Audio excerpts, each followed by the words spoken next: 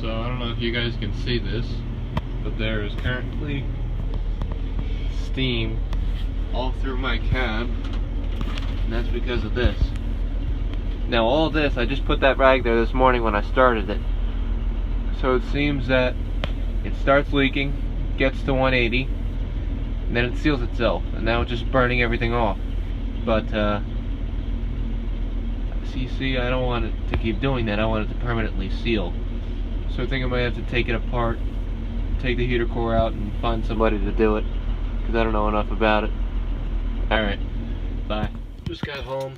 I didn't get any footage of taking everything apart, but I did dismantle the heater core from the system and put that loop hose back on. And here's the heater core right now with the motor, brand new motor, and the hoses.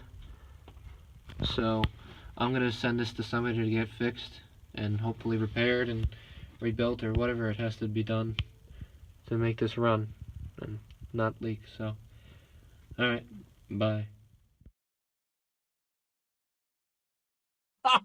Shut up.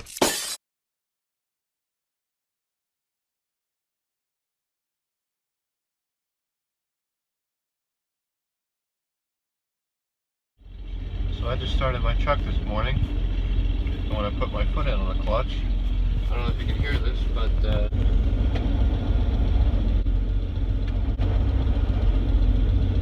that's me pushing the clutch in. It sounds like it's a throwout bearing.